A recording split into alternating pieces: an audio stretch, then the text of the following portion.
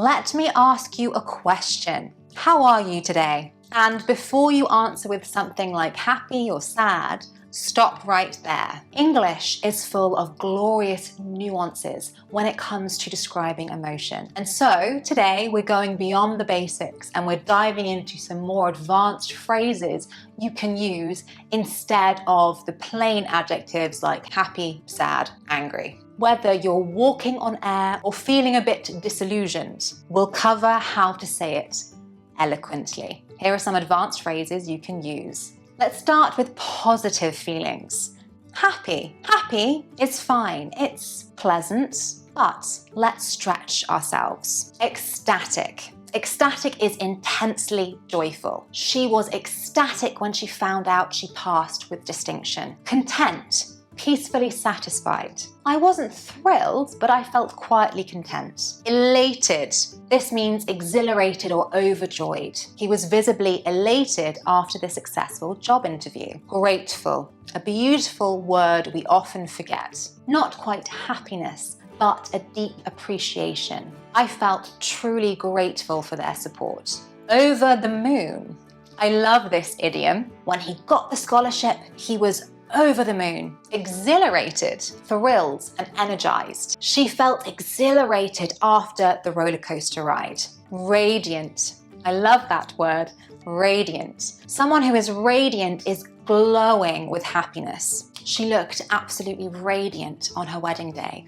Note about radiant, we would use radiant to describe someone else as happy, but not necessarily ourselves. I wouldn't say, I'm radiant, not really, because it has connotations of beauty and that might sound a bit boastful. Oh, I'm so beautiful, I'm radiant. So I would use radiant for other people. And notice how context adds subtle differences. Ecstatic feels intense. Content is calmer, steadier.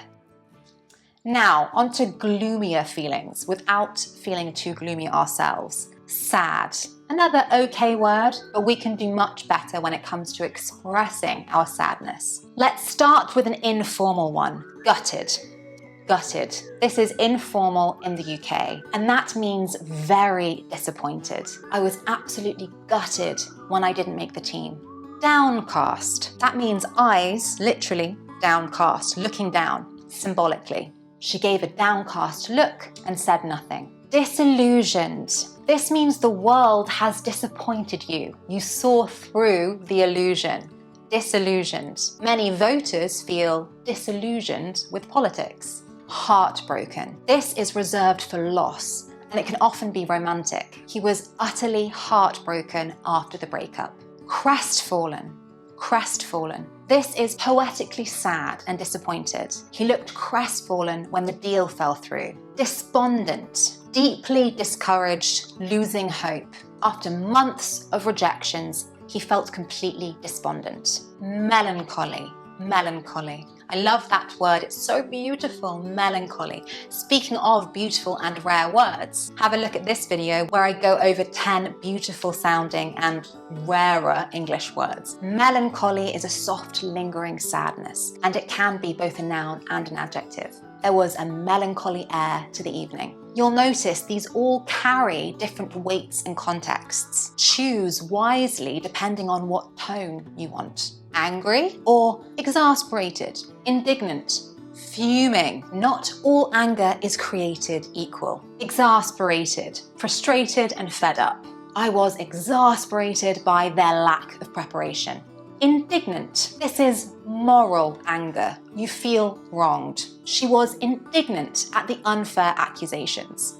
He was indignant when she complained about his snoring. Obviously, he couldn't control it. Fuming. Fuming. This means boiling inside. Possibly silent, possibly dangerous. Very, very angry. Fuming. He didn't say a word, but he was fuming. Miffed. Miffed. This is more mild and quite informal. It's when you're slightly annoyed. British and informal. Oh, I was a bit miffed. They forgot my birthday. Seething. Seething. Seething is similar to fuming.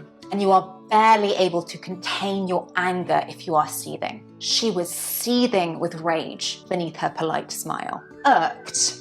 Irked, mildly annoyed or irritated. I was irked by his constant interruptions. This one's rarer and perhaps a bit old-fashioned, but you can use it. Irked. Think of anger like a spectrum, from miffed to enraged. Choose accordingly. Nervous? Try on edge. Apprehensive. Jittery. Sometimes you're not exactly scared, you're just tense. Apprehensive. Uneasy about the future. I was apprehensive before meeting his parents. On edge. This means highly strung. After 3 coffees and no sleep, I was on edge. Jittery. Jittery. Physically twitchy, often before something important.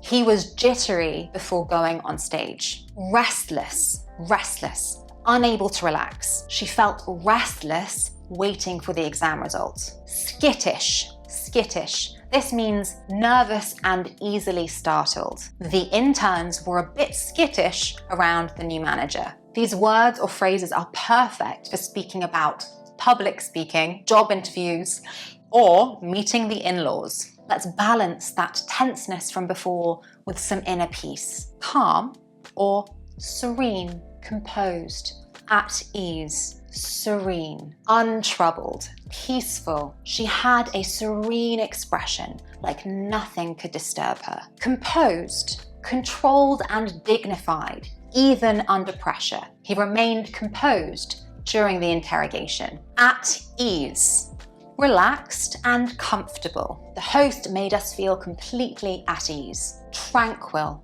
tranquil. I love that word, tranquil. Peaceful, especially in nature. The lake was calm and tranquil at dawn. Tranquil. Unruffled. Unruffled. Not easily agitated. He stayed remarkably unruffled despite the chaos. These are perfect for when you want to sound graceful, grounded, or just grown up. For a bonus, what about mixed feelings? When you can't put your finger on how you feel. Life is complicated, so are feelings, and sometimes a single word won't do. Use these phrases. I'm torn between excitement and dread. I'm torn. I feel a bit out of sorts today. Slightly unwell or off balance. Out of sorts. There's a sense of foreboding in the air, and it feels like something bad will happen. I'm walking on eggshells around him. We use walking on eggshells when we're being careful not to upset somebody. I've got butterflies in my stomach, but in a good way. That's when you have nervous excitement, butterflies in your stomach. It's all bittersweet, really. Mixed emotions, happy and sad at the same time. When she got married, her parents felt bittersweet about it. There's also the word ambivalent, which means you have mixed feelings about something. I'm feeling a bit ambivalent about it. I have mixed feelings about it. You can use metaphor and idiom to paint emotional pictures. So next time someone asks, how are you feeling? You've got a whole palette of words and phrases to choose from. Don't paint in beige when you can paint in elation, dismay, or serenity. This week, as a challenge, try describing your emotions with precision. Say, I'm feeling a bit disillusioned with online dating, or I'm cautiously optimistic about my new job. Practice makes emotional mastery. If you enjoyed this lesson and you'd like to see others like it, please subscribe and have a look at my other videos. As I mentioned, I have a video where I go into 10 rare words, or maybe this video where I talk about British expressions. Have a look. Which best word or phrase describes your feelings today? Let me know in the comments, and I will see you next time. Bye.